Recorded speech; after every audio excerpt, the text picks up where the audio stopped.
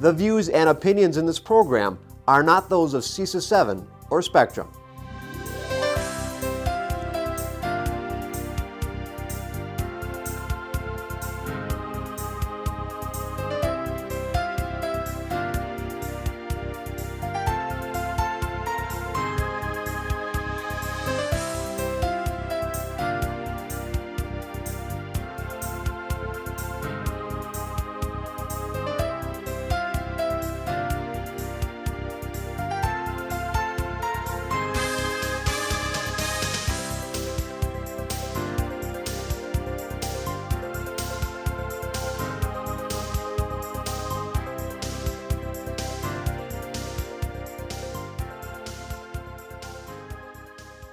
Okay. All right, I'd like to call a special board meeting to order. And actually, first we have a public hearing. All 7 board members are present. We're also joined by members of Dr. Langenfeld's cabinet, as well as Dr. Langenfeld, our superintendent, and Sandy Heller, our board secretary.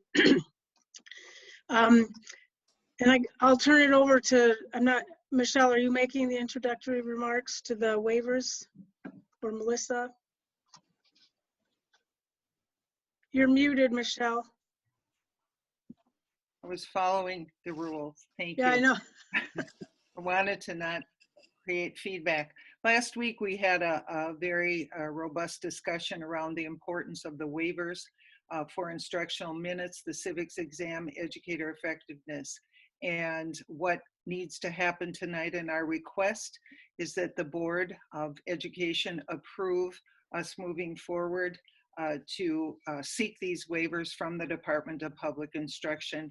And to do that, you have to suspend board policy. So I'll turn that part over to Melissa if you'd like to clarify anything in that. And then once I receive the approval of the board, then I will go to first thing tomorrow morning, it's on my calendar, to seek the waivers, affording us maximum flexibility to ensure that no child is disadvantaged as a result of COVID-19. Thank you, Dr. Langenfeld. As Dr. Langenfeld discussed, we discussed in great detail last week the request to the DPI with respect to waiver of certain statutory requirements related to instructional minutes, the civic exam, and educator effectiveness. And in order to make that request, the board has to hold a public hearing, which is the purpose of this public hearing tonight.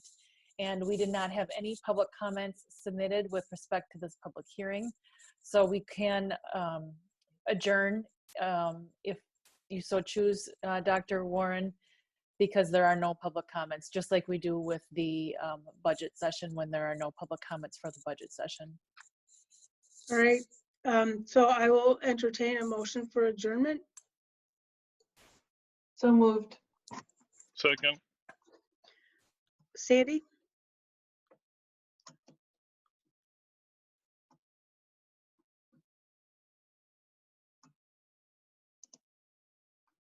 Becker?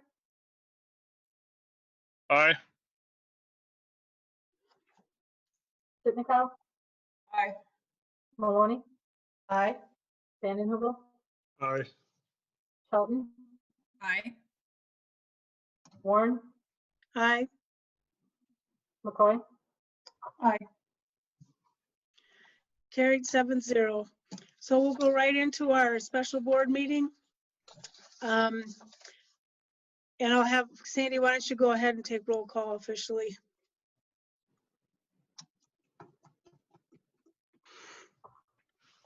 Becker? Here. Maloney? Here. McCoy? Here. Sitnikow? Here. Shelton? Here. Vanden, Heuvel? Here. Warren? Here. All right, again, as I said at the public hearing, all 7 board members are present tonight. I'll move first to our first action item. We'll entertain a motion for that under waivers.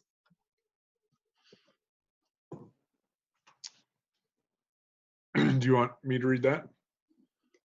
Sure. So number one, the request, I move that we request the Department of Public Instruction for a waiver pursuant to Wisconsin Statute 118.38 paren 1 paren A paren B of Wisconsin Statute 121.02 paren 1 F related to instructional minutes, Wisconsin Statute 118.33 paren 1 M paren A related to the civics exam graduation requirements, Wisconsin Statute 115.4.415 and 121.02 paren 1 paren Q related to educator effectiveness as presented be approved. Second. Are there any more questions, or as was already stated, we had an extensive discussion last week. All right, seeing none, then we'll roll call. Sandy? Can you tell me who seconded that? I didn't catch it. Katie. Katie, okay, thanks. Maloney, Aye. Warren, Aye. Vanden Heuvel, Aye. Sitnikow, Aye. Becker, Aye. McCoy, Aye. Shelton, Aye. All right, so that was approved 7-0. Next, I'll entertain the motion related to COVID-19. I move that the for the suspension of board policies related to COVID-19 as presented be approved. Second. Any further comments or questions? Again, we talked about this at length last week. All right, seeing none, Sandy? McCoy, Was that me? Sandy? McCoy, Aye. Shelton, Aye. Becker, Aye. Maloney, Aye. Sitnikow, Aye. Warren, Aye. Vanden Heuvel, Aye. Carried 7-0. Next motion under Capital Projects Fund 46.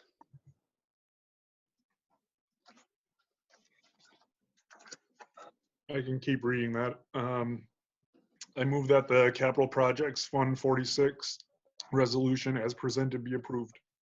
Second. Is there anything you'd like to add, Pete or Mike?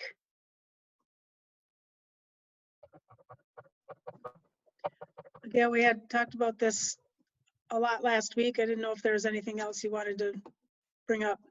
No? Okay, anybody have any questions? All right, Sandy? Warren, Aye. Becker, Aye. McCoy, Aye. Sitnikow, Aye. Maloney, Aye. Shelton, Aye. Vanden Heuvel, Aye. Carried 7-0. The energy resolution motion, Eric? I move that the energy resolution as presented be approved. Second. Michelle?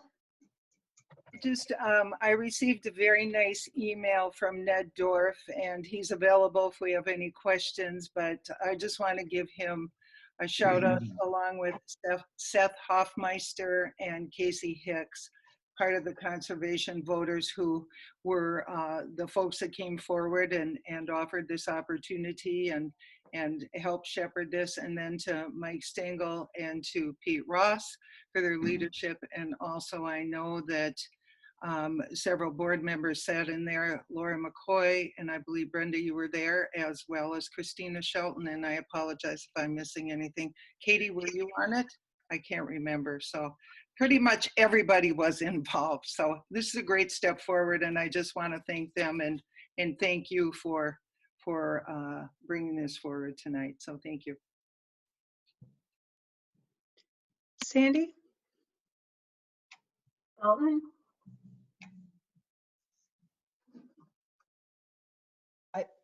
Was that Maloney? nope, that was Shelton.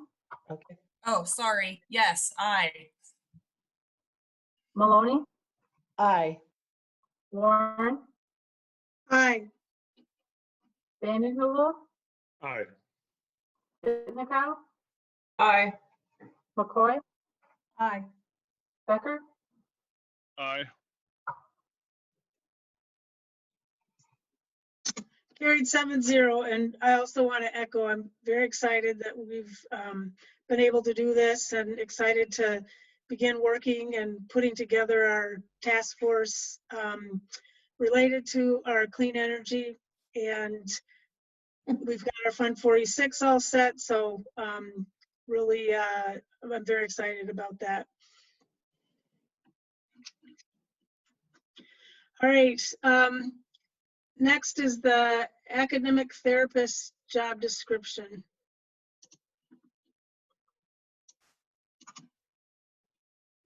I'll move that the academic language therapist job description as presented be approved. Second. And I want to thank you for sending the updated version. And it, in my mind, it looks very good. The one that's currently attached to our agenda manager. Sure. And just to comment, I know there were some questions as to whether or not professional learning would take place because of some closure. At this point, our latest update as of this weekend was that the professional learning to support that will continue. So that's a positive note as well.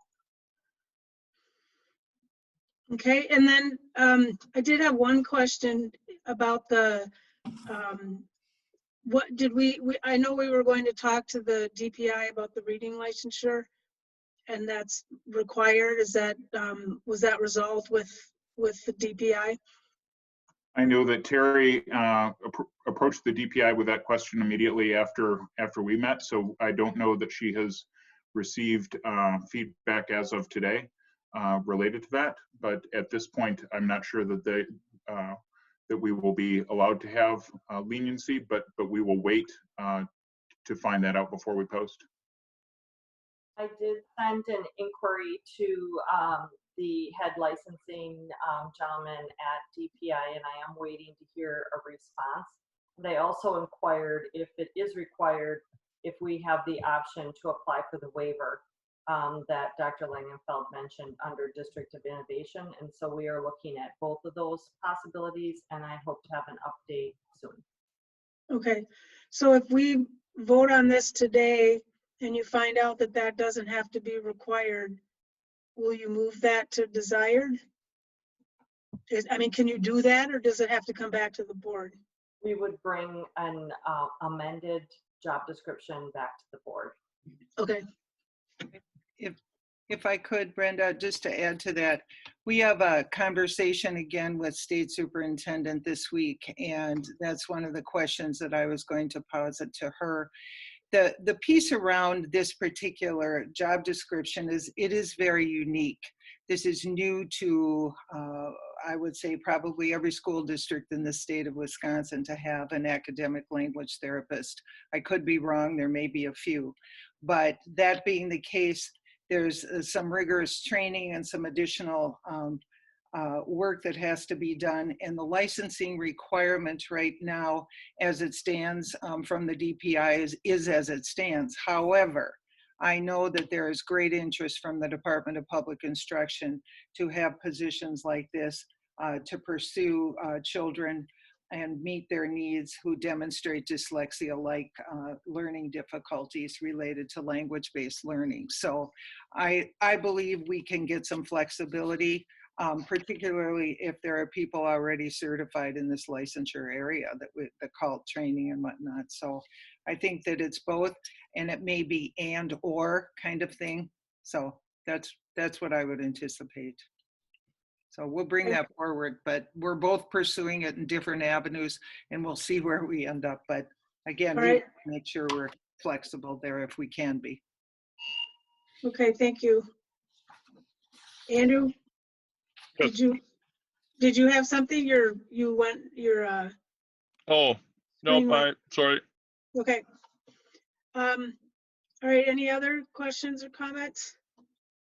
I'm on 2 screens now, so I've got, okay. All right, Sandy? McCoy, Aye. Vanden Heuvel, Aye. Becker, Aye. Warren, Aye. Maloney, Aye. Sitnikow, Aye. Shelton, Aye. All right, carried 7-0. And next we have, I'll entertain the next motion under the new job description for the executive assistant.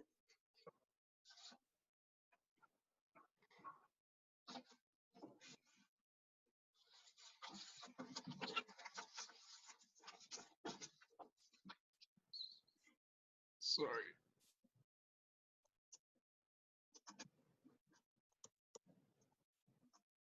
I move that the job description for executive assistant to the superintendent of schools and learning and board of education job description as presented be approved. Second. Oh, Hey. sorry. I'm just kidding. Sandy can pick one. okay. Sitnikow, Aye.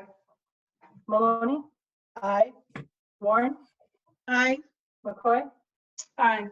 Vanden Heuvel, Aye. Shelton, Aye. Becker, Aye. Carried 7-0. Next motion, another job description.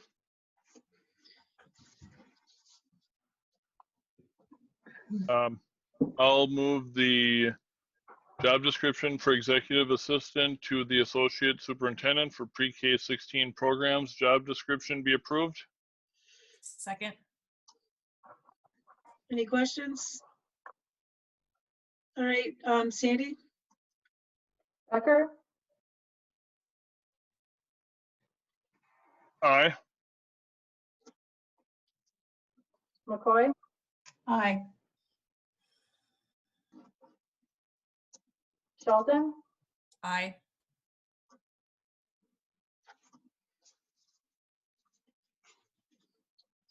Vanden Heuvel, Aye. Warren, Aye.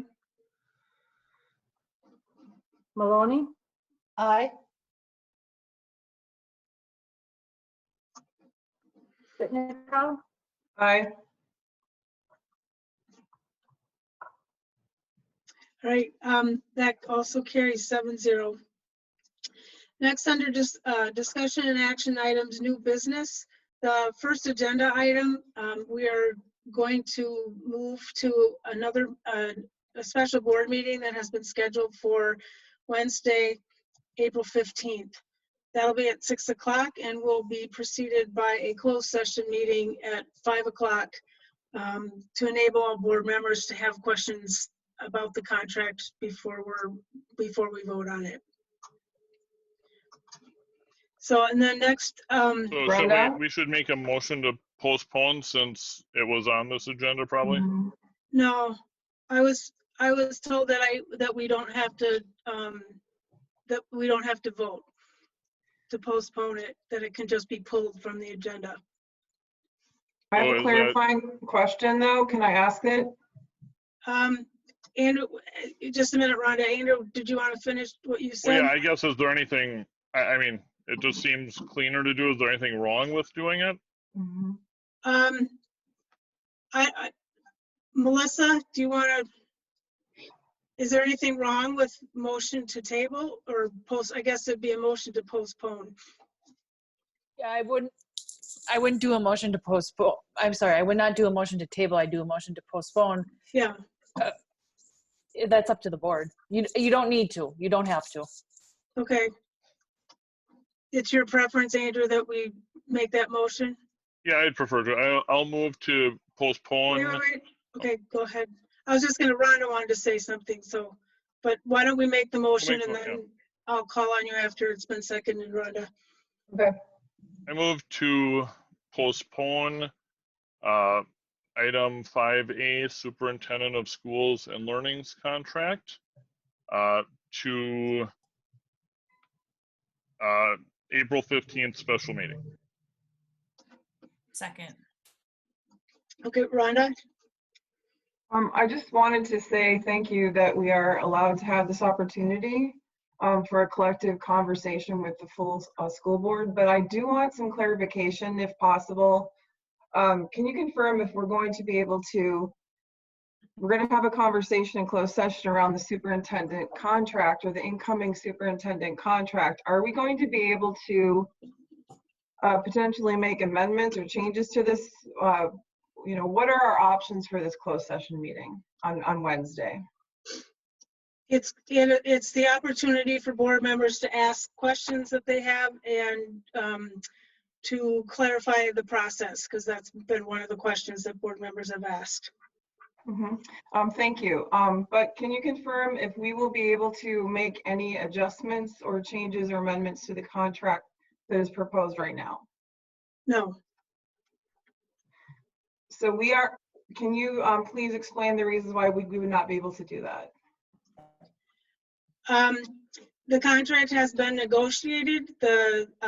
Our attorney, Jeff Lacey, took the parameters that the board provided in a previous closed session and negotiated the contract using those parameters, and this contract reflects those.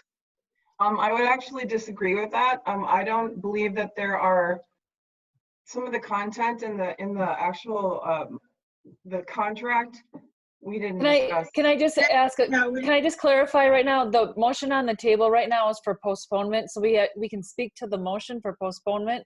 But if we're going to speak to the language of the contract, then that discussion is out of order. So if we can speak to the motion, but again, that's why it was simply a motion to postpone and not a motion, not speaking to the actual underlying motion. And I understand that, but I think it's very important for the board itself, as well as the public that's watching, to understand what the board has the ability to do on Wednesday and what we're asking for right now. And I, sure, as an but individual board member, that's out of order. That's out of order. So we're back to the motion of who can clarify the that? postponement. Who can clarify, okay, that we will be able to make amendments to this, potentially to this contract? And if we cannot, can you please share the reasons why? Well, we can't do that right now, Rhonda, because we're not posted. We're not posted to have that discussion since we're postponing this vote. So we can move to vote. We can move to vote tonight, and then we can have that discussion. Or the current motion on the table is for postponement. So if we want to proceed with this current motion that's on the table for postponement, and if it gets defeated, then we're back to the original motion. So my question is, if we move to postpone this to Wednesday, how and when can we have the conversation about what our rights are on Wednesday? Well, I believe that discussion has been taking place over the course of the weekend. Nope. Various different questions being asked, and that Never question was. was asked today, and Brenda clarified that question again in an email today as to the purpose of the closed session for Wednesday. I have never received anything. I will regarding ask the Jeff reason. Lacey to call you tomorrow then, Rhonda. I think the public is interested in this as well. Is he going to announce this to the public? That's for the board to decide as to whether he should announce it to the public. And that certainly can be announced on Wednesday when you're having the discussion on the contract in open session on Wednesday. But right now, the motion on the table is for postponement.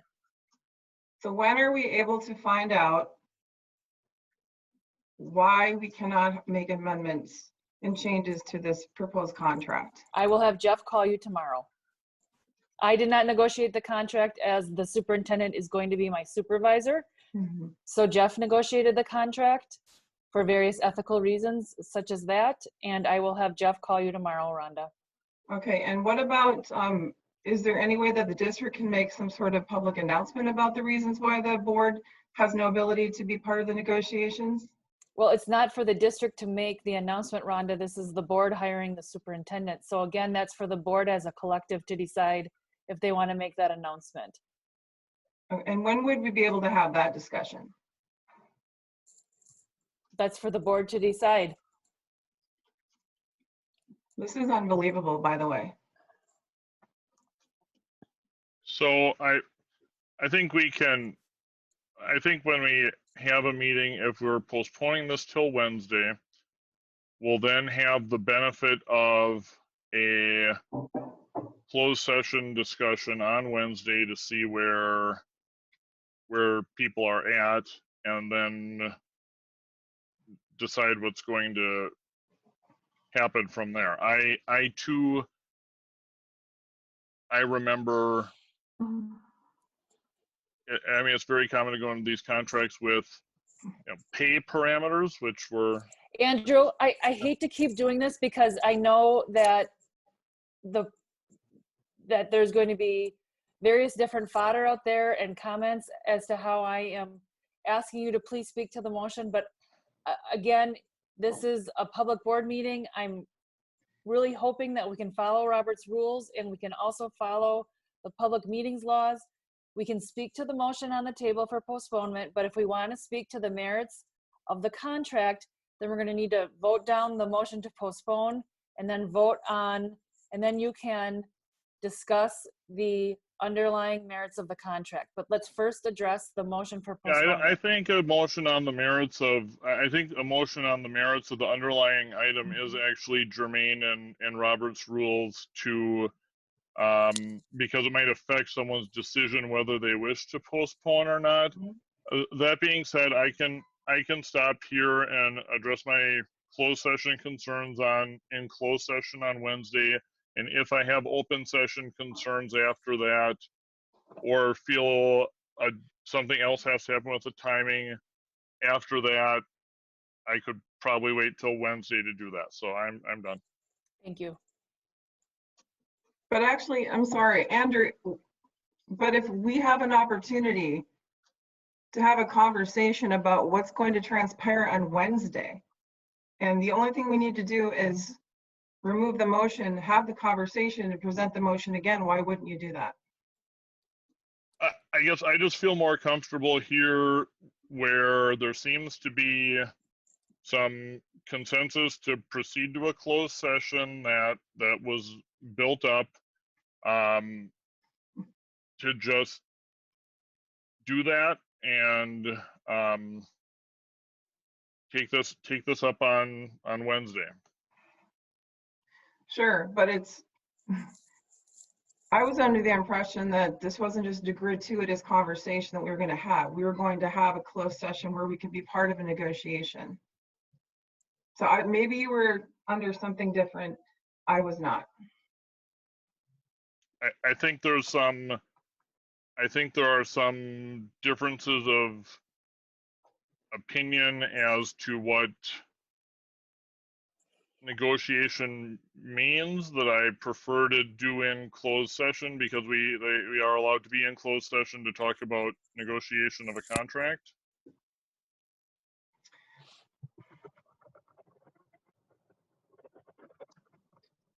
So what you're saying, Melissa, is that any concerns that we have about this, about the negotiation or lack of negotiation, should be talked about on Wednesday after the closed session?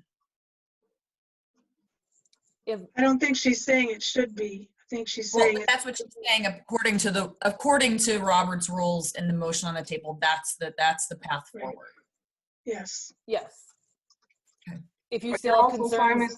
you're simultaneously stating that in the closed session on Wednesday, the board does not have an ability to potentially make changes or amendments to the proposed contract that's on the table right now. I did not say that at all. I said that I would have Jeff Lacy call you, Rhonda, to address the questions that you have with respect to making changes beyond the authority that you gave Jeff for negotiating the contract. Okay, but somebody made some sort of comment where we would not be able to make changes or amendments to that contract on Wednesday, that would not be an opportunity for us. Somebody stated that. I heard that. Well, I think the intent was that the contract has been negotiated. And it's been negotiated by two parties, and that's the contract that we have before us. If the board has an interest in negotiating, then we would have to vote down the current contract in order to negotiate further. A decision that board members could reach as a result of closed session discussions of whether the negotiations so far were in line with what we wanted. And then I would say the remedy would be to then Wednesday do that, but it allows us to have the closed session elements that are particular to contract negotiation, which would include the status of the negotiation of the contract, would be in closed session, and then the open session right after that.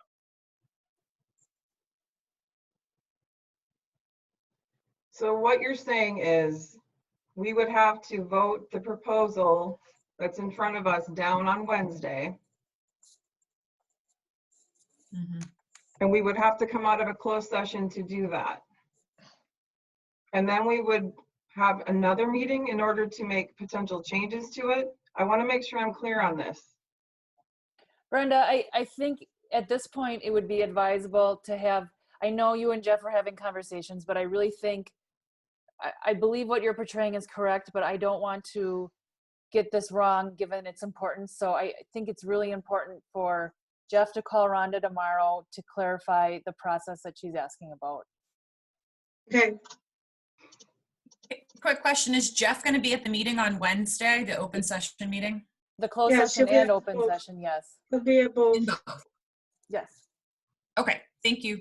Can I ask that Jeff not just call myself, that he allows everyone to know what's going on?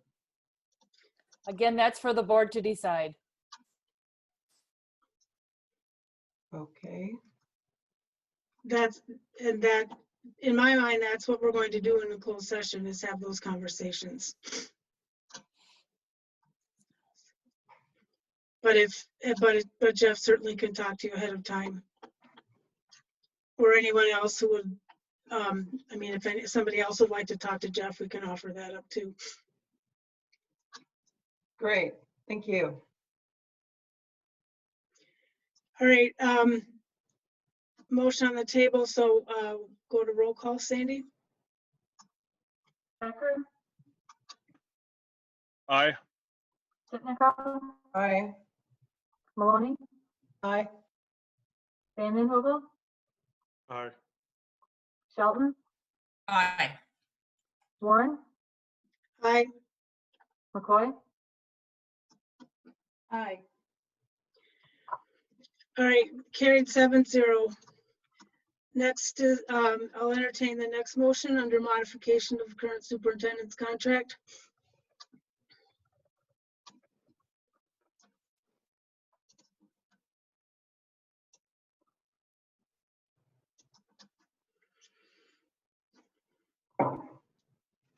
Andrew, you're muted if you're reading. I move that the modification of superintendent's current superintendent's contract as presented be approved. Second? Sandy, Warren, was that me? Yep. Aye. Okay. Becker, Aye. McCoy, Aye. Sitnikov, Aye. Maloney, Aye. Shelton, Aye. Vanden Heuvel, Aye. Carried 7-0. Next is the grading policy modification. I'll entertain that motion.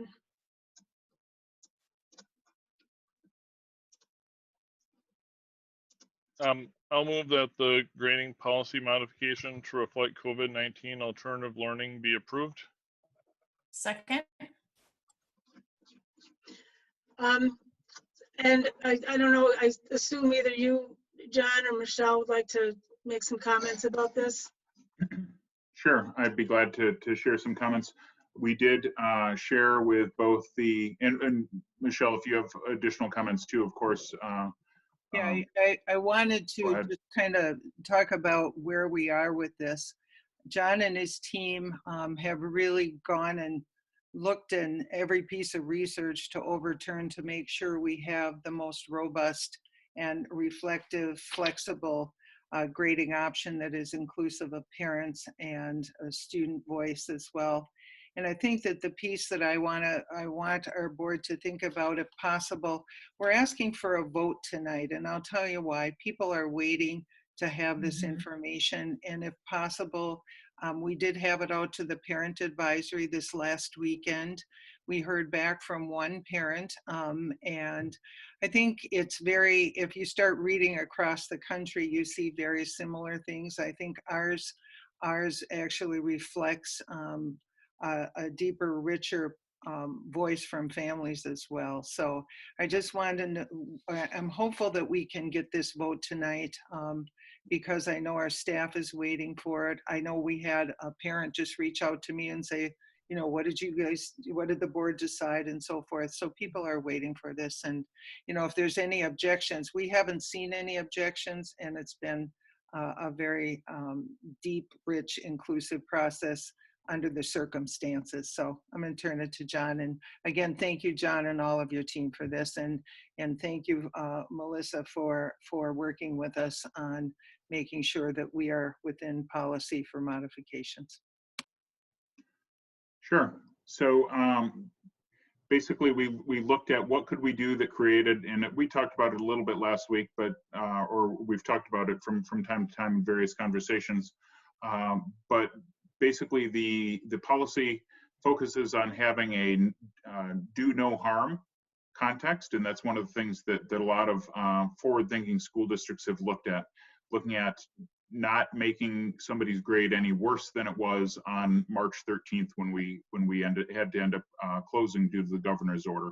And the reason for that is we know that there are different levels of access and equity for our students. We know that some students are caring for loved ones or also taking care of siblings at home, maybe not having internet access despite Spectrum's offer and despite our sharing of Khajiits and other things. So we want to make sure that nobody is penalized for the crisis. And actually there was a couple of webinars that we attended. One indicated that something that is a little different than some of what you'll see in some of the neighbors' policies is that our grading is not pass fail. It's pass no grade COVID. And what some of the national experts were thinking is that it's important for in future years, if somebody's looking at a transcript, that they really understand the context behind what that, what some people might consider a fail is. It's not necessarily a fail due to lack of trying, lack of effort. It might be lack of access. And so we wanted to make sure that was denoted within. We also wanted to give parents some choice, which gives more flexibility than some of the other policies as well, that a parent can make a choice as to whether or not they want the courses counted for a grade or whether they wanted the course to be no grade COVID-19. And so that's really another feature that we wanted to offer. And we're even, so the default will be that it goes to pass no grade COVID-19 if there isn't an active parent request for one or the other. But we wanted to build in enough time so that if a parent through our active notification, through our transparent addressing this, that we wanted to make sure parents could retroactively make a change. And so up until the end of November, we would offer opportunity for a parent if they realized, oh my gosh, I just realized that my son's grade point average would be a lot higher if we counted the grade rather than the pass, that would be taken into effect. So really it maximizes positivity and minimizes potential negative consequences on individual students and families. And so I think those are the main points of it. We did get some feedback from our intra-city student council members, and that was written into the notification that you have there. We did also get some input from our parent advisory that we'll make sure is woven into the communication with parents. So there will be some slight adjustment there, but really only making explicit, for instance, that we're counting the grading for our pre-K 5 students as a do no harm as of the 13th as well. So that's one of the minor changes, as well as Lori Blakesley with her craftiness is going to work with putting together an infographic that kind of explains some of the basics of it, so that you're not opening it up and thinking like, oh my gosh, there's 27 bulleted points. What does all this mean? We want to have just really in simple terms, how does this apply? Thanks, John. Can I ask you a couple quick questions? Of course. Thank you for this. First of all, I was really impressed with this document. This has been something I've received a lot of questions about from teachers and families and students, just generally stressed out about where this is all going to lead us, right? And it's difficult to tell people to be patient, especially when it's comes down to grades and college exams and entrance and applications. So thanks for putting this together. Sure. Do you have a sense what the other large urban Wisconsin districts are doing? I don't know if you might have shared that. My computer froze up for a moment, but Sure. How does this align with them? And are colleges talking at all about how this is going to impact them with their applications that they might be seeing through high school students? Sure. And so thank you for the questions. And those are things that we considered. So I'm glad to discuss. Most of the other schools in the Big Five are going with something quite similar. Some are going with just a straight pass-fail type of approach. But again, that doesn't give any, that avoids the possibility that a student might benefit from having a grade. So giving that parent option there, knowing that we're very thoughtful and try and be as receptive as possible, thinking about what our parent feedback is. We wanted to make sure that we're thoughtful around that. And also around college entrance. We have every indication so far is that the institutions of higher ed are going to be flexible on this. We've heard from some of the Wisconsin systems. We've heard from parents who are applying to some of the the Ivy League type schools, and we're hearing that those organizations are being quite flexible. And but by the same token, what if you happen to be applying to the 1 in 50 schools that isn't being flexible, and they want to know your grade point average, and you don't have the grade point average because you're missing that last A that you could have gotten? We wanted to make sure that we were not having a student miss on that opportunity. So that's where I feel that it's actually similar in philosophy to all the other Big Five, and maybe even with pride for the team. It wasn't necessarily myself that came up with this. It was the team as a whole. That ours is probably the best I've seen. Yeah, thanks, John. And I have one other follow-up. I assume in terms of communications, you'll start pushing after the vote tonight. You'll start pushing this out immediately to staff. Sure, Staff and students and parents. We need to make sure that's well communicated. And I think the one concern that we may hear from people, and this is something we weighed, is that what if students are not as apt to continue applying themselves really hard towards classes that they already know that they have a pass for, or something to that effect. We really have seen students working hard and applying themselves just because they want to learn. Especially the students that might be in some of those higher level classes, they're working really hard to make sure that they're passing, as are a lot of our at-risk students are engaging pretty heavily because they miss their teachers and they miss that camaraderie. And so we're seeing some real positives there. But some might ask that question of, will students hypothetically quit trying as hard. And our hope is that they won't, but the potential downfall of trying to hold people accountable no matter what the circumstances, or trying to discern every individual circumstance based on, you know, somebody advocating their home life situation. We didn't feel like there was the capacity to do that, so we wanted to err on the side of do no harm. Yeah, no, that's great. Thanks, John. Appreciate that. I have a couple, oh, go ahead, Andrew. Okay. As my original intent coming into here was to, you know, certainly share my strong positive feelings about this, but nonetheless, make a motion to postpone because it's a big enough deal that it seemed to me like it should come with the public comment opportunity. However, I also recognize the urgency of, I don't want to leave people waiting for 2 weeks. So what I'm planning to do is vote for this tonight, but I am I may request it as a discussion item for possible amendments or action if people do wish to have public comment about it. But I've heard I have heard no negatives on this. I think it is a better policy than what other places are doing. I mean, there are kids who are going to work their butts off here, and in many surrounding districts, all you get for it is a pass. You know, and I think at least, you know, then, I mean, there's, you know, yep, I mean, if someone has, really, if you didn't have A's on the 13th, there's at least something to try for, something to increase your grade.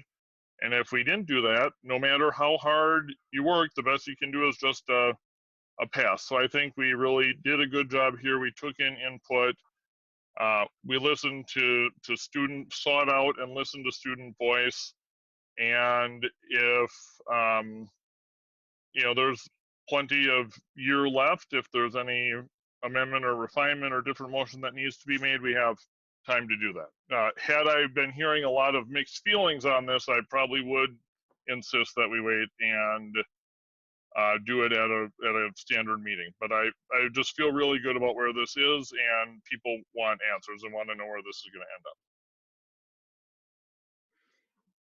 I have a couple of questions. I know that I read through the two letters, actually very well thought out and lengthy input that we got from two of the parents.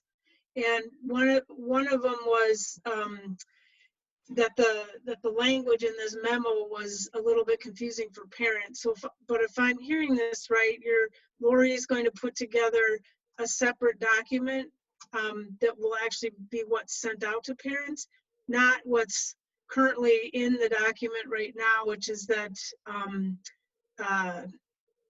there's two sections on the current document. I'm trying to find it here. And so when we originally talked about it, I thought that the bottom part, the part that begins underneath the proposed communication to parents and guardians is what would go to parents and guardians. But you're saying that actually will be made even more easily understood than what is in there right now? Right. So what I would say is, so it's kind of a double-edged sword. If you simplify it too much, there will be people that have questions that are not answered within. If you leave it complex with answers to many of the questions that have come up when we send it to the feedback group, then it has to be somewhat complex. But Lori and I have talked about some things that we can do to do a little bit of both, try and simplify things a little bit, make it a little less legalese and a little more approachable for families. But then also looking at creating, like we mentioned, an infographic that would kind of give people the executive summary of what is this about? Oh, I see what this says. This is the main stuff. If I want to go into the juicy details about how this affects my son's chance for honor roll or not, I can read the bulleted points within as well. So does that mean, so then you'll send what's in here, but also have an infographic that will make it It'll- very easy? for Right, it'll people probably to- be together, Okay. probably together. And are you looking at changing, and again, this one parent was referencing some of the educational jargon that's in here. Are you looking at trying to improve some of that?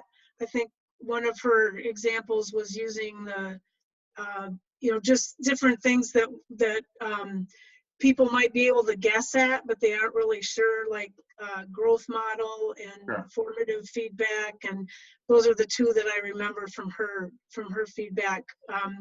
So I guess that would be my ask, is to, I think it's good to have this amount of detail in there, but maybe trying to remove a little bit of the educational jargon that might not be, because this was a parent giving feedback that's Sure. on the parent advisory committee.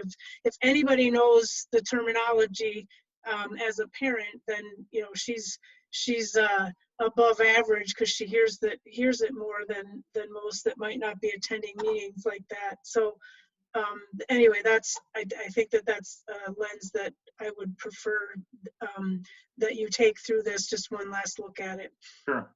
And I know, maybe go ahead, I Michelle. was going to say, John and Lori are already connected today, and Lori has the concern, and we talked about those two very specific things, either providing greater definition at a higher level, and I'm not sure where they landed up. So the infograph, and those are the two areas we talked very specifically about. So John, I'm sorry for interrupting. No problem. I think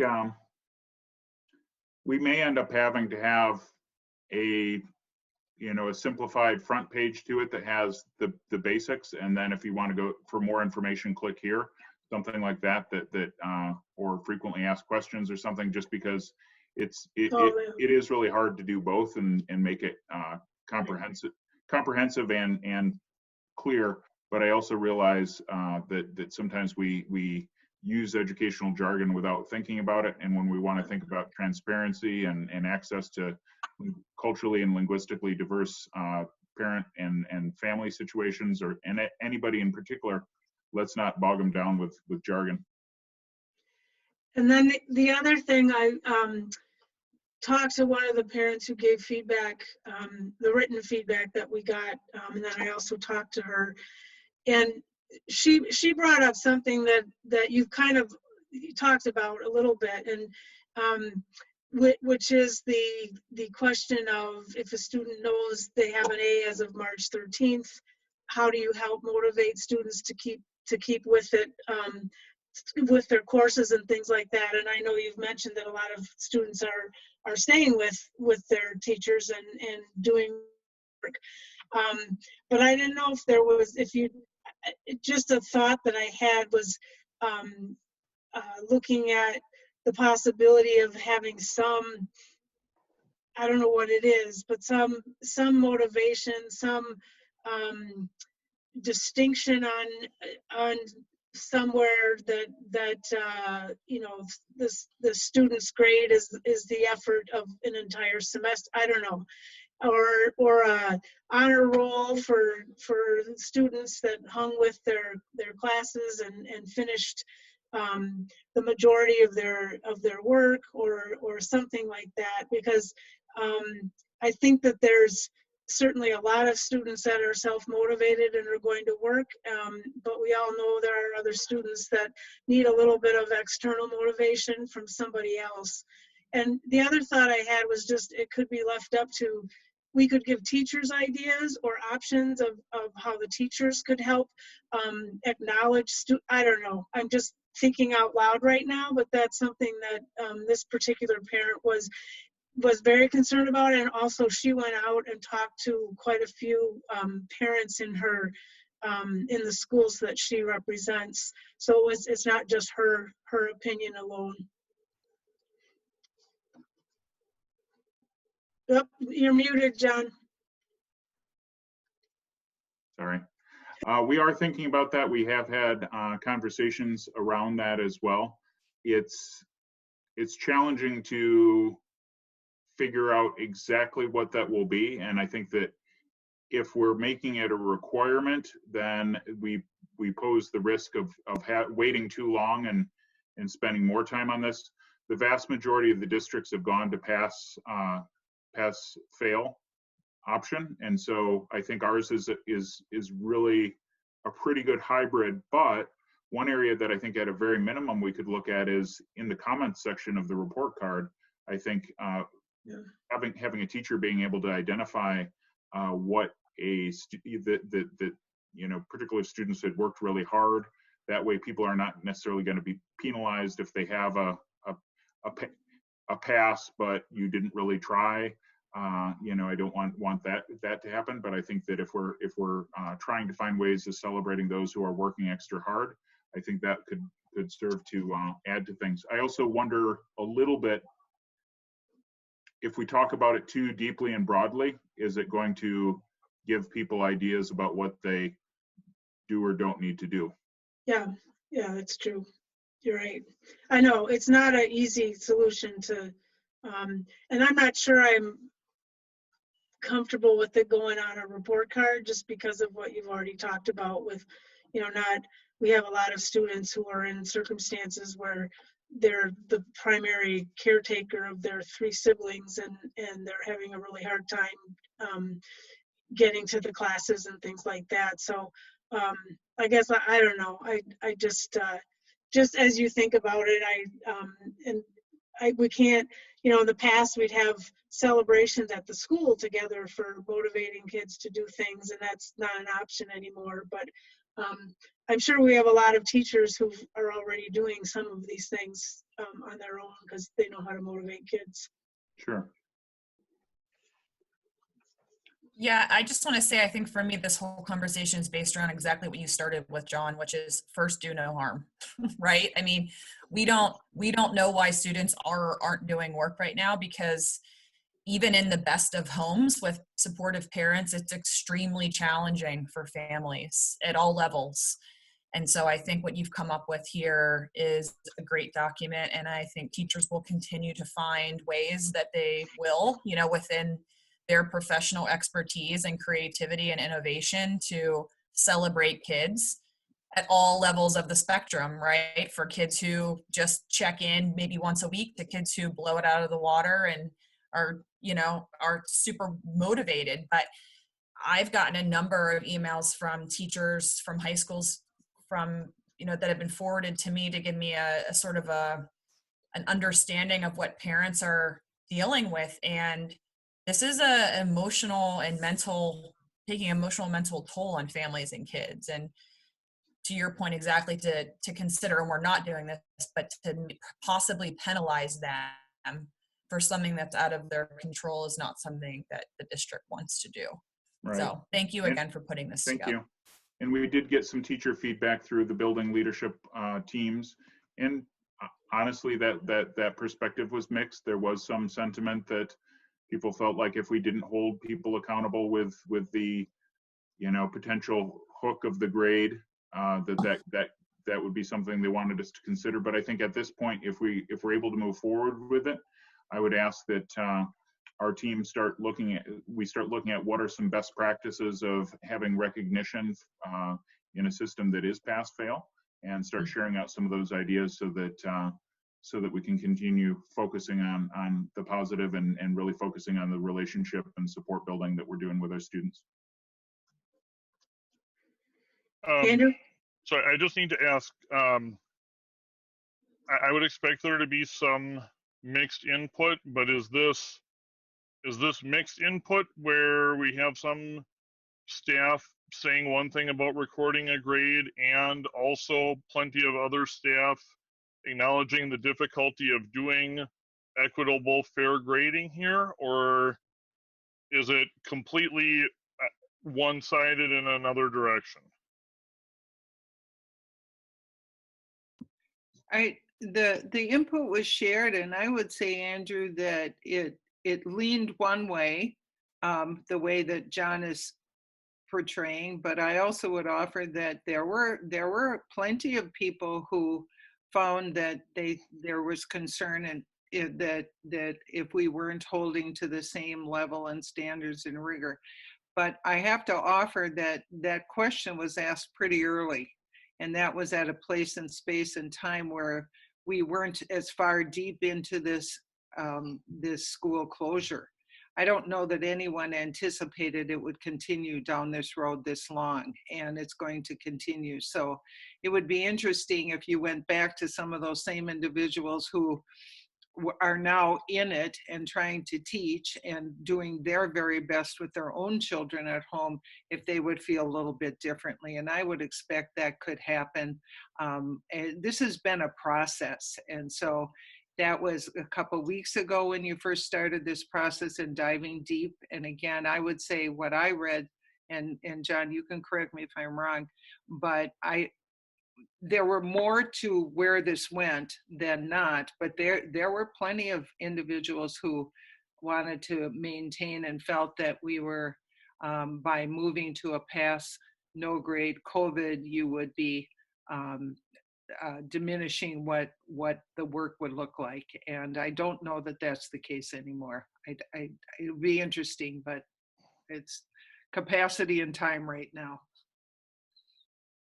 I'd agree, and I'd also say that the vast amount of recommendation from national organizations, from larger school districts, from looking at neighbors around here, from looking at what the Big Five in Wisconsin are doing, it's all that almost everybody is going down this track.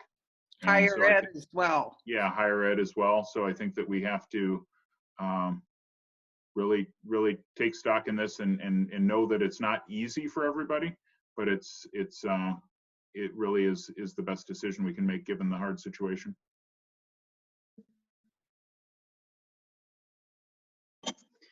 All right. So there's a motion on the table. Sandy? Becker, Aye. McCoy, Aye. Shelton, Is that Shelton? yes. Aye. Vanden Heuvel, Aye. Warren, Aye. Maloney,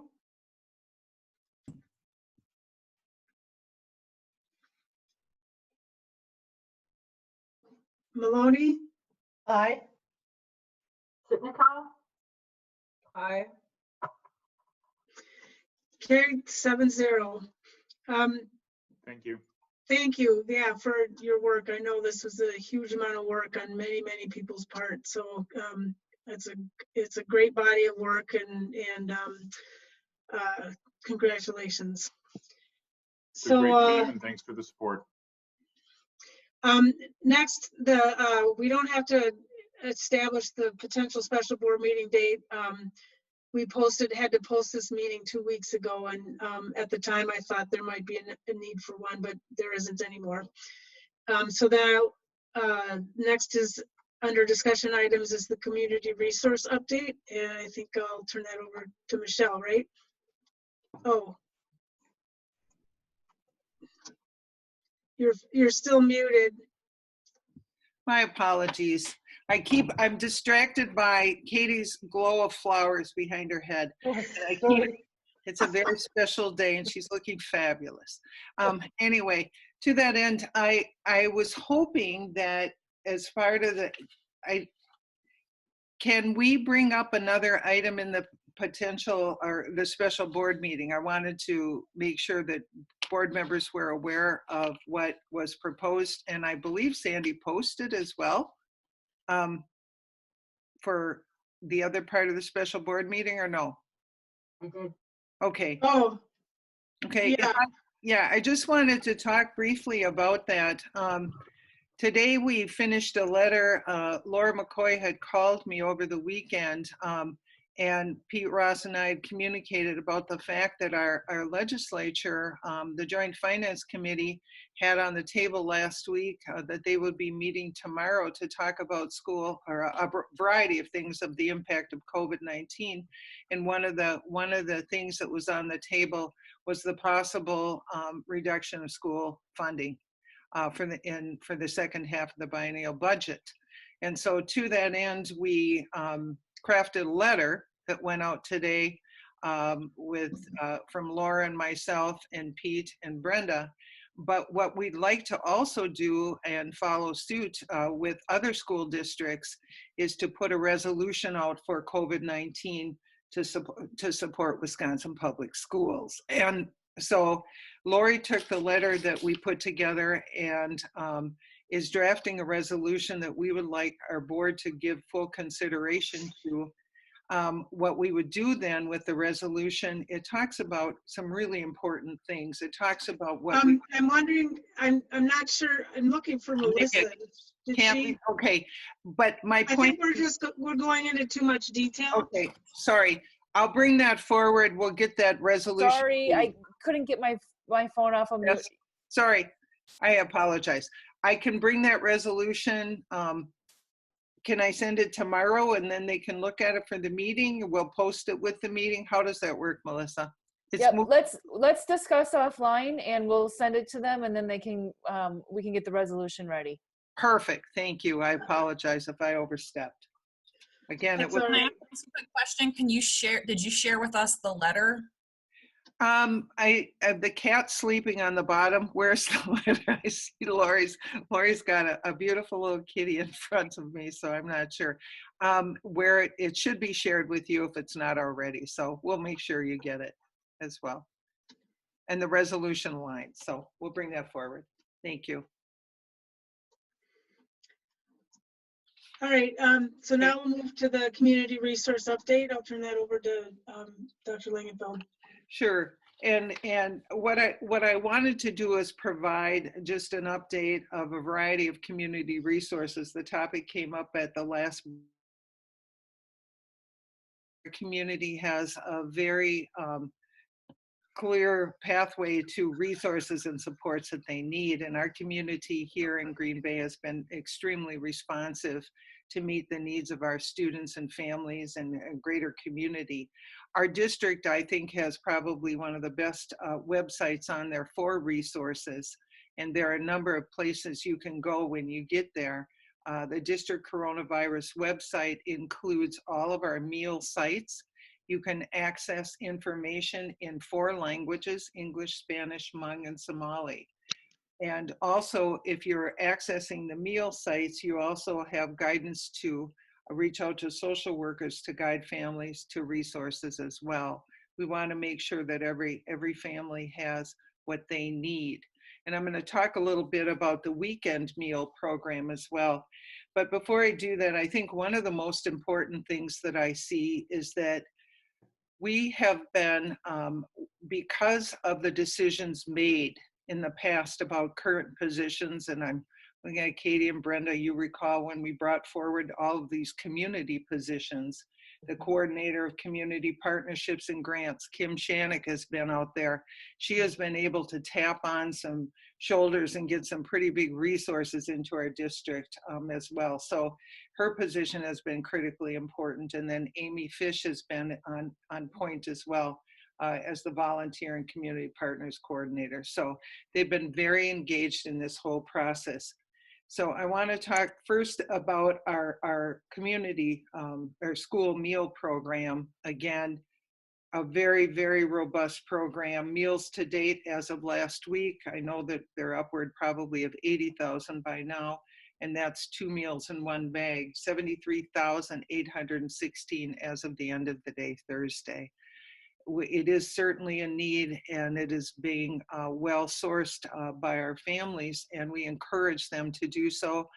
We've communicated out in a variety of ways, wanting to make sure that people recognize they can pick up food for their neighbors, children as well, and that we do not limit or count. Children don't have to be present to pick up food as well. I know that our school resource officers are delivering numbers of meals every day to families, and I know that we have one community organization that is delivering meals to families during the week as well. We early in the process had a group of community members from the Kroc Center that were delivering bags of food to Eisenhower. So it's been a very collaborative effort. I think the other piece is that we have on our website a number of places where communities and families can resource not only food, and there's a variety of places for adults to resource food on our website, from the new community shelter to the Salvation Army, Paul's Pantry, and so forth.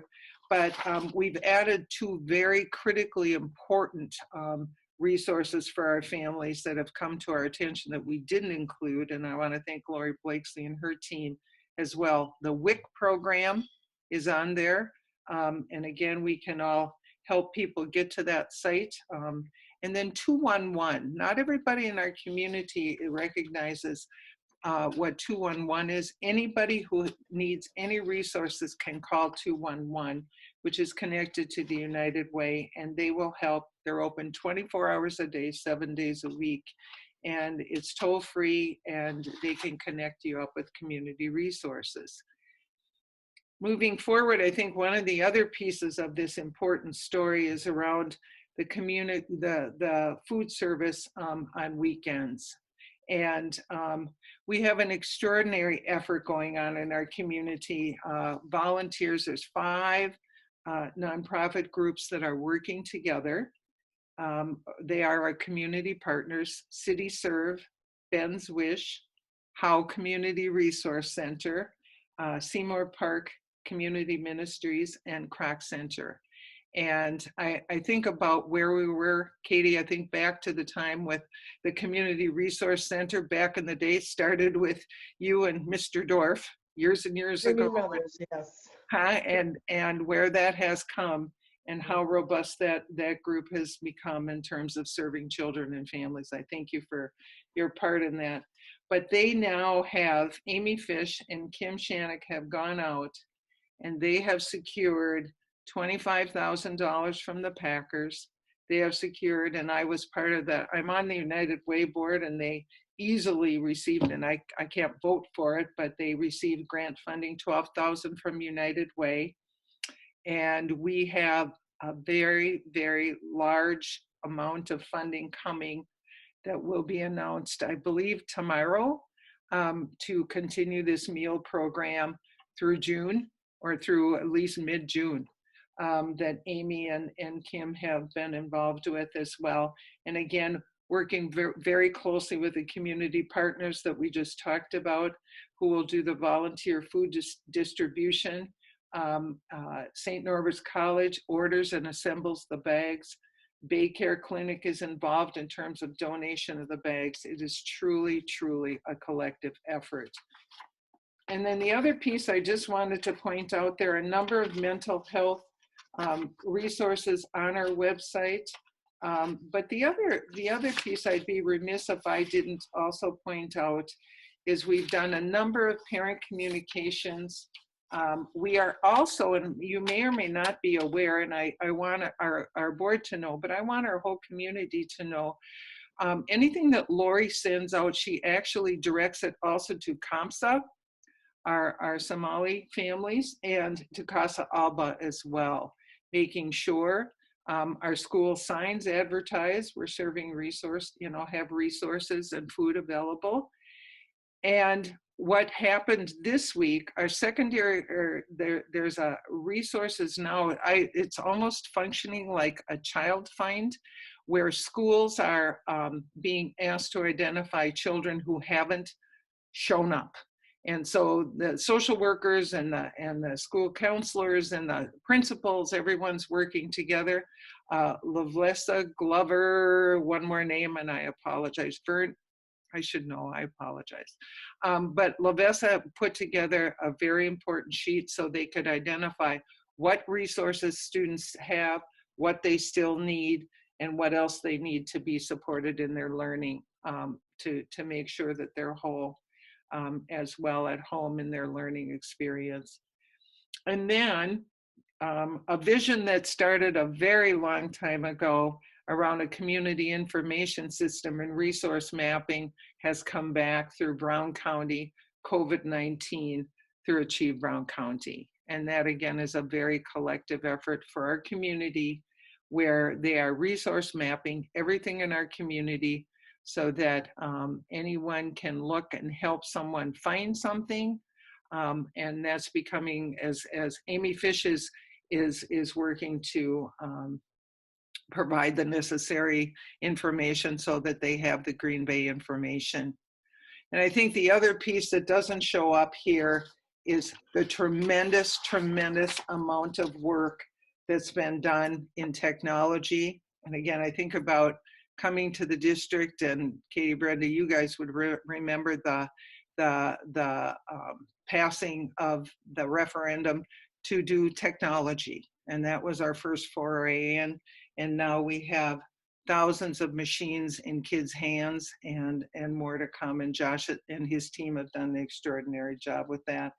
The digital divide is still very, very, very, very, very concerning in our community, and it's impacting children. That's part of our letter that we sent to legislators. But that puts us in a place and space where we want to change that, recognizing that we're going to be in this for a while.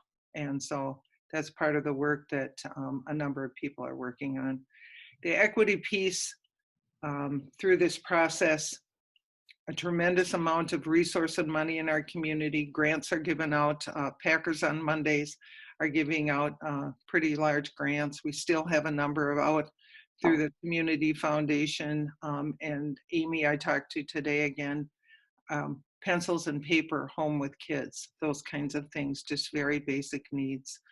So I would invite our board and our community to make sure that we are all sharing where that people can access things, that 211 is a place and space you can always call.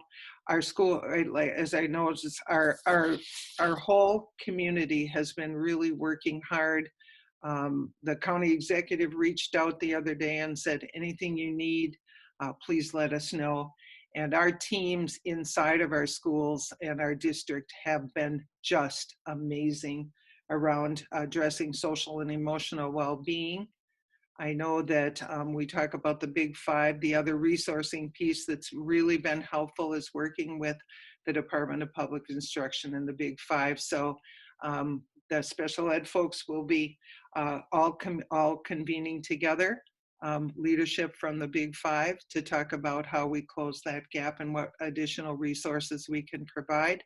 And then Vicki and I talked, and Vicki had asked that also the student services from the Big Five start uniting around the importance of social and emotional well-being and so forth, to make sure, because we recognize that when children come back to school and families reset, there's going to be some trauma to deal with. So as I think about this big picture and this collective impact, there's still a lot of work to do, but I can honestly say I am very proud to be part of a school district that is focused on the physical and social and emotional well-being of children, and that the continuation of learning is possible, and that people are willing to do what is needed to make sure that each child has what they need. And we couldn't have done it without the infrastructure of the support of the past and the present to get us where we are today. So, Michelle, can I add a couple things to that, please?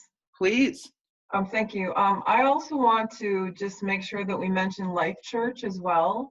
Life Church has been at a few of the distribution sites during the last several weeks or a few weeks, whatever it's been. They were providing additional food insecurity support with some cereal and some other things, and so I'm very grateful to them as well.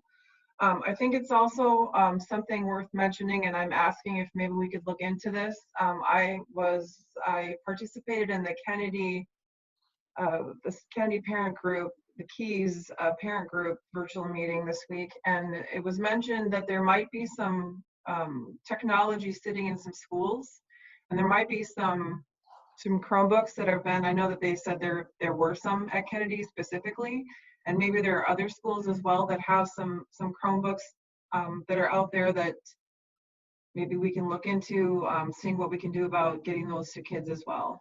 Mm-hmm. Rather than, I know they're not coming to get them anymore, but I know it was noted, it was stated that there are some technology. There's some technology out there that it's not out there for use yet. It's just sitting there. Yeah, I know Josh, I don't know where he's hiding in cyberspace right now, but his team was actually out today. I bring those Chromebooks together. If I'm not mistaken, I talked to at least one technician who was out, who had been in elementary schools and was moving Chromebooks. And they were out there today doing so. So maybe Josh, you could follow up with that, but I know that's part of the plan here. Yeah, that's true. We had the team out in elementary schools today, getting more Chromebooks as we move into our next, I guess, phase of distribution. We're still working on making sure that all of our secondary students have the devices that they need.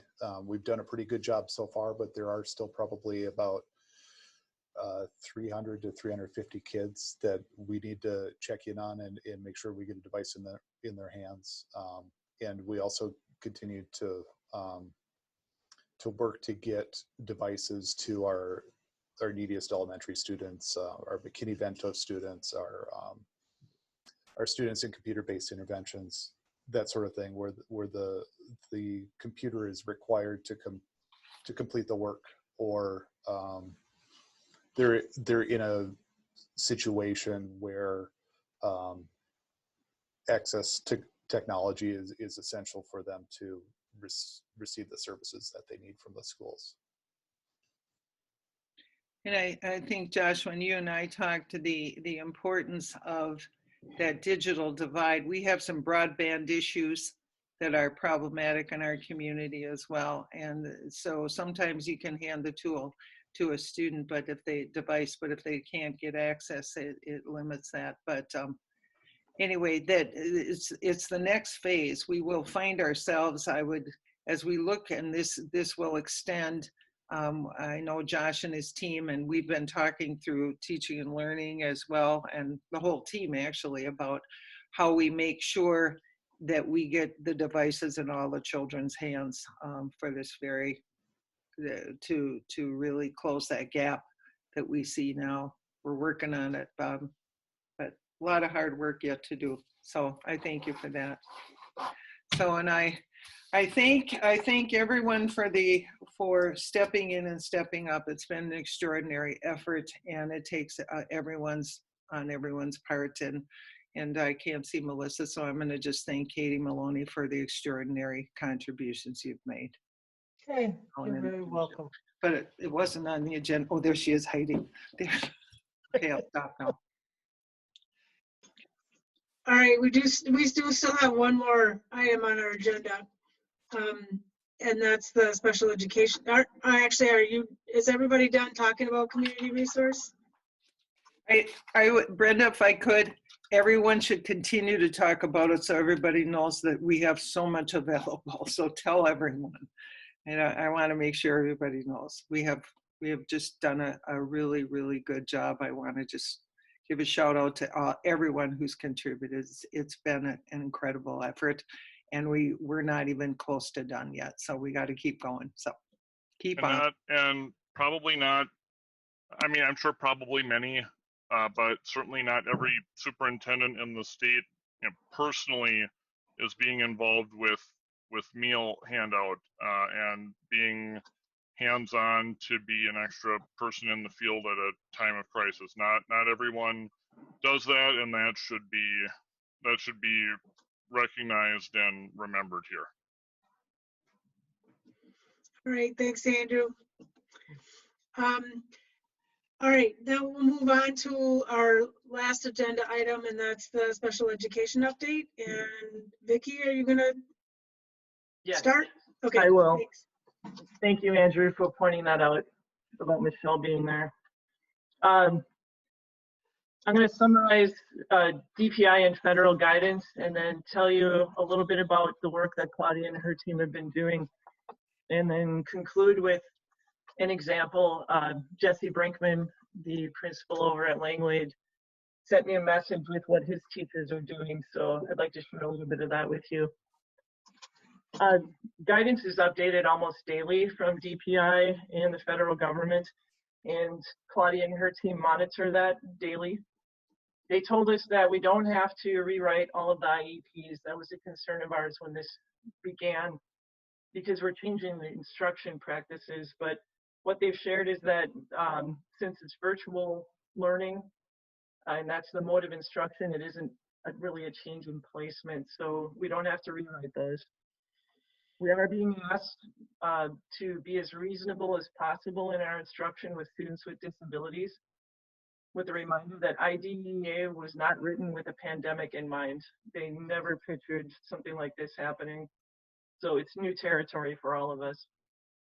Initial evaluations can be extended if we don't have enough data to make the decision. So that was good to hear from the government.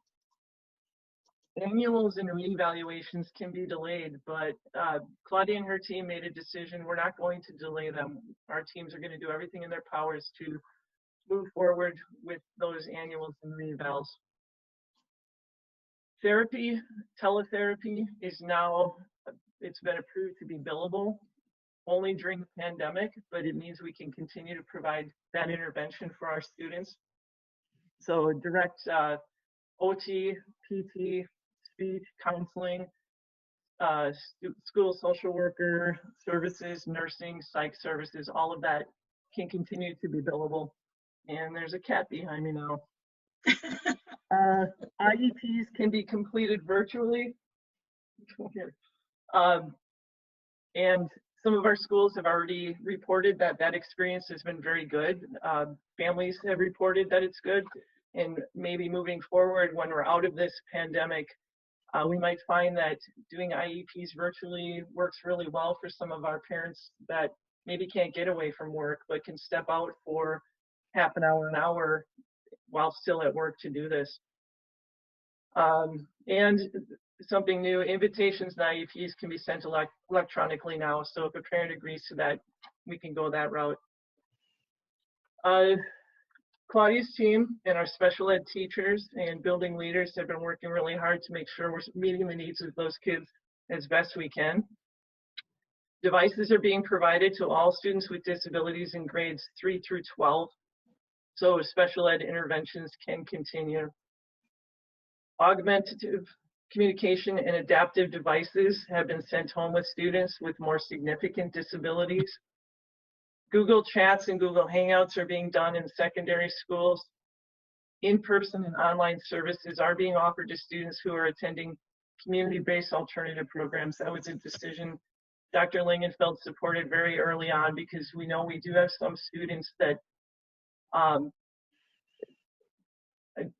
think you know this, home life maybe isn't the greatest place for them during the school day, so we're continuing to provide those services with our community resources. Regular ed and special ed teachers are collaborating regularly. OT and PT and our speech and language are providing materials and working with students and their families virtually. Our counselors, social workers, psychs who are written into IEPs are doing their best to continue to meet those needs that the IEP directs. Making sure all instruction for those students that need it are closed captioned. If we have the capacity to do so. And I'll give you an example of that with Langlade. Interpreters are adding signing to virtual lessons. There too, Langlade has provided an example. So if the board is interested, Brenda, I'd be glad to forward through email the example of some of those videos where they're signing the lesson. Students in work experience, we didn't forget about them. They're getting instruction from the Council for Exceptional Children transition team videos. And Claudia and her team also created what they're calling the landing page, where any updates from the federal government or DPI go on one sheet. So teachers, regular ed, special ed teachers can access those materials on a regular basis. I'd like to read it to you what Jesse had shared. Our process at Langlade is for teachers in each grade level to develop lesson plans the week prior to students learning. These lessons are due by Thursday at noon. Our special ed teachers, EL, gifted and talented, then take the lessons and adapt them to meet individual needs of students based on their IEP goals. And I know that's a practice at a lot of our schools, to have the lesson plans in on Thursday so that the special ed teachers can transition and pull out what might be needed for individual students with disabilities. Our teachers have been creative in setting up lessons and meeting the needs of our students. Many teachers have created Google Classrooms, used videos to deliver instruction, and incorporated pieces of technology platforms as families have access. Our teachers connected with every family in the week after spring break to determine what technology every family has. Teachers completed a technology inventory sheet, and then when families don't have technology, the teachers are actually mailing work home. Our special ed teachers are also meeting virtually with their students a minimum of once a week. This is done through phone calls and Google Hangouts. We've also completed 3 virtual IEP meetings where parents joined via video conference or telephone. Feedback from parents has been positive on the process. So that's kind of general, but I hope that gives the board a good idea of some of the work that's going on to try to meet the needs of our students with disabilities as best we can. Would you like me to forward to the board then those examples? Yeah, that would be great. Vicki, I have a question from a parent. Okay. Do you know what's being done? Maybe, I don't know if you touched on it, but specifically to transition students from middle to high school in special ed? Oh, Is there God. anything? That's a great idea. Yeah.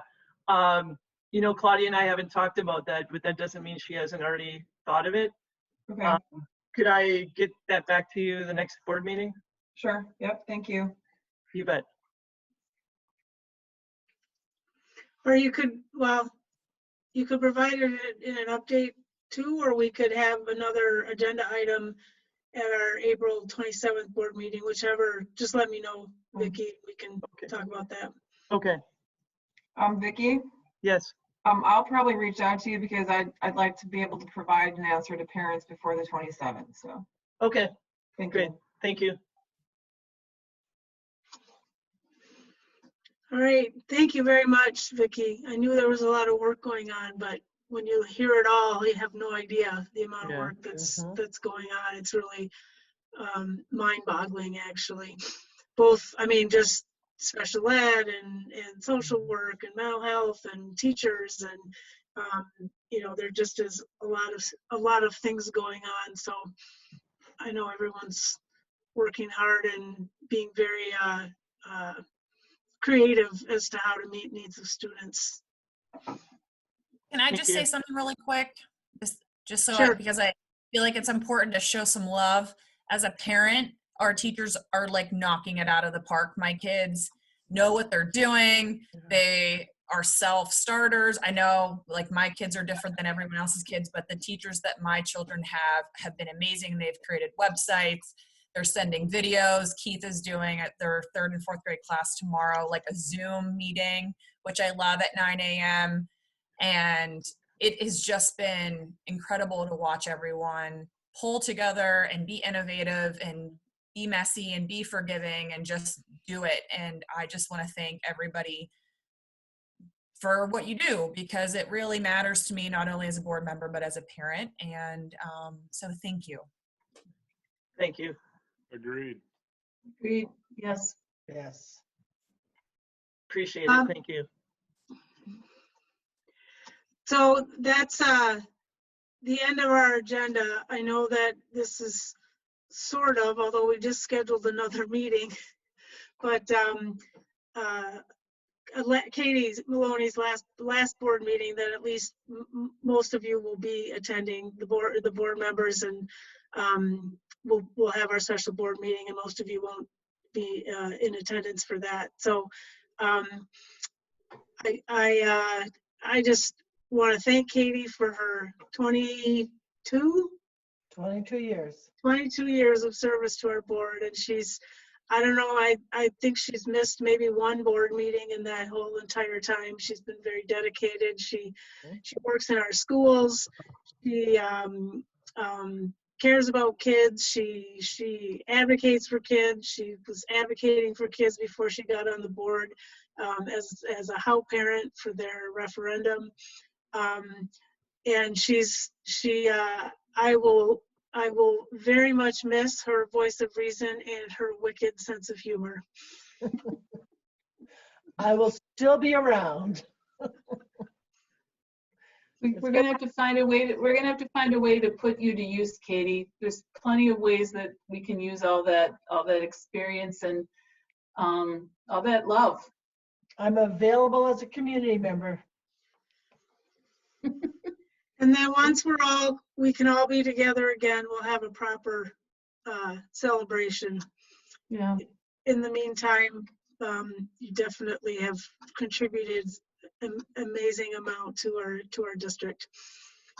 Yes, thank you, Katie, for everything that you've done. I know I already reached out to you, but it was great to get to serve with you, even if it was only for a year and a half. And getting to sit next to you on the board and hear little side comments were always a pleasure. And I consider you a friend and a colleague. So thanks for everything that you've done. And I look forward to continuing to get to know you in the future. Thank you. Thank you. I wish the board only the best. I wish the district only the best. I will always remember the seconds for the purpose of discussion when I was in a minority of one for a couple of years on some stuff. And I think that's important. And if I would do the same for someone else, but I think sometimes even though those discussions weren't ever destined to pass, I'd like to think that perhaps some ideas that were later adapted came out of them anyways, and without the second, it might not have happened. So, and for that and your other service, thank you. You're welcome. It's a remarkable record that you leave behind, Katie. It really is. Thank you. All right. With that, I will entertain a motion for adjournment. So moved. I'll second that. All in favor? Aye. Bye. Opposed? All right, we are adjourned. See you Wednesday. You have been watching the Green Bay Area Public School District's Board of Education meeting. Please visit the school district's website, www.gbaps.org, to view the program again.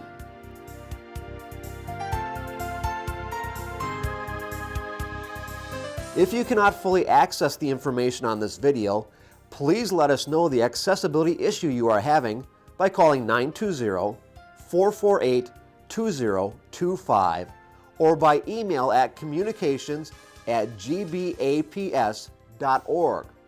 We will try to provide the information to you in an alternative format and/or make the necessary improvements to make the information accessible.